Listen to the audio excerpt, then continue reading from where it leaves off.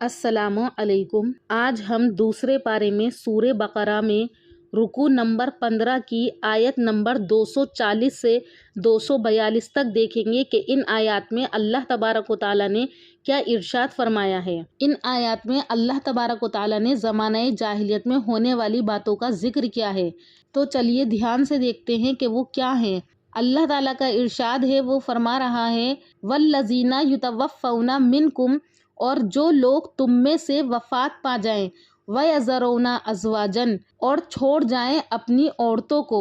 और जो लोग तुम में से मर जाएं और छोड़ जाएं अपनी औरतों को वसीयतन, तो उन मरने वाले शोहरों के लिए ये बात है कि वो वसीयत कर दें लिअज़वाजिहिम, अपनी बीवियों के वास्ते, मताअन, खर्चा देने की, इलल हौली, 1 साल तक, गैरा इखराजिन, बग़ैर निकालने के घर से, कि वो अपनी बीवियों के लिए वसीयत कर दें कि उनको 1 साल तक घर से निकाला ना जाए। फ़इन खरजना, फिर अगर वो औरतें निकल जाएं खुद ही, फ़ला जुनाहा अलैकुम, तो कुछ गुनाह नहीं है तुम्हारे ऊपर, फ़ी, इस बारे में, मा फ़अलना फ़ी आंफुसिहिन्ना, कि जो कुछ वो करें अपने हक़ में, मिन मारूफ़िन, भली बात, वल्लाहु अज़ीज़ुन हकीम, और बेशक अल्लाह तबारक व तआला ज़बरदस्त है और हिकमत वाला है। इस आयत में अल्लाह तबारक व तआला ने बयान किया है कि ज़माने जाहिलियत में अगर किसी औरत का शौहर मर जाता था तो उस औरत की इद्दत की मुद्दत 1 साल होती थी, कि वो 1 साल तक अपने शौहर के घर में रहकर अपनी इद्दत की मुद्दत को पूरा करेगी। और ये हुक्म इसलिए दिया गया था कि वो औरतें जिनके शौहर मर जाएं वो शौहरों के घर में 1 साल तक रह सकती हैं। क्यों? इसलिए कि उस वक्त तक मीरास का हुक्म नाजिल नहीं हुआ था। ये रियायत औरतों के लिए इसलिए रखी गई थी कि उस वक्त तक मीरास का हुक्म नाजिल नहीं हुआ था और बीवी का कोई हिस्सा मीरास में मुकर्रर नहीं हुआ था। इसलिए ये हुक्म हो गया था कि अगर औरत अपनी मसलहत से खाविंद के तरके के घर में रहना चाहे, यानी जो उसका शौहर घर छोड़कर गया है और जो तरका छोड़कर के गया है, तो वो औरत क्या है, साल भर तक उसको वहाँ पर रहने का हक हासिल होता था कि वो वहाँ रहकर अपनी इद्दत की मुद्दत को पूरा करे और उसका नान नफ़का, उसका सब खर्चा शौहर के तरके में से दिया जाता था और उसी के तरके से उस मुद्दत में उसको नान नफ़का भी दिया जाए। तो इस आयत के अंदर अल्लाह ताला ने इसी बात को बयान किया है कि खाविंदों को हुक्म है इस बात का कि वो इस तरह की वसीयत करके जाया करें, क्योंकि ये औरत का हक था, उसको उसके वसूल करने न करने का इख्तियार हासिल था। इसलिए वारिसों को तो ये बात जायज़ ही नहीं थी कि वो उन औरतों को जिनके शौहर मर जाए वो उनको घर से निकाल दें, मगर ये कि वो खुद क्या है, अपने आप को उस घर से निकाल दें। लेकिन खुद उस औरत को जायज़ था कि खुद उसके घर ना रहे और अपना हक क्या है, छोड़ दे, बशर्त ये कि उसकी इद्दत पूरी हो जाए। अगर औरत की इद्दत पूरी हो गई तो उस औरत को यह हक हासिल था कि वो अपनी मर्ज़ी से चाहे तो अपने शौहर के घर से निकल जाए। लेकिन शौहर के घर वालों को ये जायज़ नहीं था कि वो औरत की इद्दत पूरी होने से पहले, यानी 1 साल से पहले पहले वो उस औरत को घर से निकाल दे। तो ज़माने जाहिलियत में ऐसा होता था कि औरत की इद्दत की मुद्दत उसके शौहर के मरने के बाद 1 साल होती थी। ये औरत का हक माना जाता था क्योंकि उस वक्त तक मीरास का हुक्म नाजिल नहीं हुआ था। लेकिन जब इस्लाम आया तो इस्लाम में बजाय 1 साल के 4 महीने 10 दिन मुकर्रर हुए। जैसा कि इससे पहली आयत में हम आपको बता चुके हैं कि औरतें जो है अपने आप को रोके रखें कितने दिन तक, 4 महीने 10 दिन तक। और फिर उसके बाद जो है औरत का वर्षे में भी हुक्म नाजिल हो गया कि औरत को कितनी मीरास दी जाएगी। फिर उस औरत के ऊपर यह है कि वो औरत अपनी इद्दत की मुद्दत शौहर के घर में रहकर पूरी करे और फिर क्या है, वो उस घर से चली जाए। तो इसी बात को अल्लाह तबारक व तआला ने यहाँ पर बयान किया है कि वल्लज़ीना युतवफ़्फ़ौना मिनकुम, और जो लोग तुम में से मर जाएं, वयज़रूना अज़वाजन, और छोड़ जाएं अपनी बीवियों को, वसीयतन, तो उनको चाहिए कि वो वसीयत कर दें लिअज़वाजिहिम, अपनी बीवियों के वास्ते, मताअन, खर्चा देने की, इलल हौली, 1 बरस तक, गैर इखराजिन, बगैर निकालने के घर से, फ़इन खरजना, फिर अगर वो औरतें अपने आप निकल जाएं, फला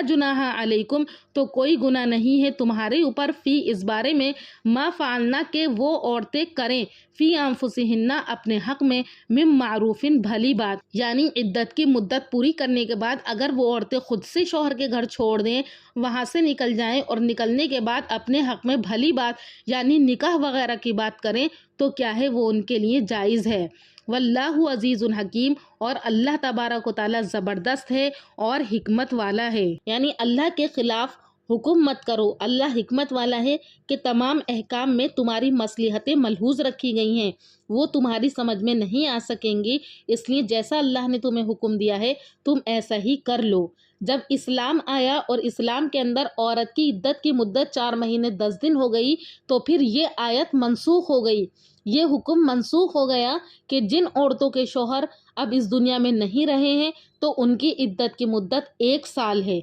वो 1 साल नहीं, बल्कि इस्लाम ने आकर के ये बात बता दी कि उन औरतों की इद्दत की मुद्दत क्या है, वो 4 महीने 10 दिन है, और ये आयत क्या है और ये हुक्म क्या है, मनसूख हो गया। आगे अल्लाह ताला का इरशाद है कि वलिल मुतल्लकाती मताउन बिल मारूफी, और तलाक दी हुई औरतें, वलिल मुतल्लकाती, और तलाक दी हुई औरतों के वास्ते है मताउन, खर्चा देना, बिल मारूफी, दस्तूर के मुआफिक, हक्कन अलल मुत्तकीन, और ये लाजिम है परहेजगारों पर कि वो जो है तलाक दी हुई औरतों को उनके हक दस्तूर के मुआफिक अदा कर दें, और वो हक यही है कि जब उनको तलाक दे तो उनको एक जोड़ा दे दे। मुतल्लिका औरतों को फ़ायदा पहुंचाना इससे पहली आयत में भी आ चुका है, मगर वो सिर्फ 2 किस्म की मुतल्लिकात के लिए था, जिनको सोहबत व खिलवत से पहले तलाक हो गई हो। एक को फ़ायदा पहुंचाना ये था कि उसको एक जोड़ा दे दिया जाए, और दूसरी को फ़ायदा पहुंचाना ये था कि आधा महर दे दिया जाए। अब वो तलाक वालियाँ रह गईं जिनको सोहबत या खिलवत के बाद तलाक दी जाए, सो उनमें जिसका महर मुकर्रर किया गया हो उसको फ़ायदा पहुंचाना ये है कि पूरा महर देना चाहिए, और जिसका महर मुकर्रर ना हो उसके लिए बाद दुखूल के महर मिस्ल वाजिब होगा। इससे पहली आयत में हमने आपको बताया था ऐसी औरत जिसको दुखूल से पहले तलाक दी गई है तो उसका क्या हुक्म है, और ऐसी औरत जिसको दुखूल के बाद तलाक दी गई है तो उसका क्या हुक्म है। किसी का महर मुकर्रर है तो क्या हुक्म है, और किसी का महर मुकर्रर नहीं है तो क्या हुक्म है। उन सब बातों को अल्लाह ताला ने यहाँ पर इरशाद फरमाया। जो तलाक शुदा औरतें हैं उनको उनके हक के मुआफिक क्या है दिया जाए, उनको उनके हक के मुआफिक फ़ायदा पहुँचाया जाए, और ये फ़ायदा पहुँचाना क्या है, लाजिम है परहेज़गार लोगों पर। जो परहेज़गार लोग होंगे तो वो अल्लाह के इन अहकाम को मानेंगे, और जो परहेज़गार नहीं होंगे तो वो ऐसे ही उन औरतों को उनके घरों पर पहुंचा देंगे और अल्लाह के अहकाम को मद्देनज़र नहीं रखेंगे। आगे अल्लाह ताला फरमा रहा है कज़ालिका युबय्यिनुल्लाहु लकुम, इसी तरह अल्लाह ताला बयान फरमाता है तुम्हारे वास्ते आयातिही, अपनी निशानियों को, लअल्लकुम ताक़िलून, ताकि क्या है तुम समझ लो और उसके हुक्म को मानो। जैसा जैसा अल्लाह ने हुक्म दिया है तुम उसके हुक्म को मानो। अगर अल्लाह के अहकाम को मानोगे तो तुम क्या है राह रास्त को पालोगे। उम्मीद करती हूँ कि आपको इन तीनों आयतों का तर्जुमा और उसकी तफसीर अच्छे से समझ में आ गई होगी कि इन आयत के अंदर किन अहकाम के बारे में अल्लाह ताला ने बयान फरमाया है। अगर कोई बात समझ में ना आए तो कमेंट सेक्शन में अपनी राय का इजहार करें, इंशाअल्लाह हम उसको और आसान लफ्ज़ों में समझाने की कोशिश करेंगे। इसके आगे का रुकू नंबर 16 इंशाअल्लाह लेकर हाजिर होंगी अगली वीडियो में। तब तक के लिए अल्लाह हाफिज़।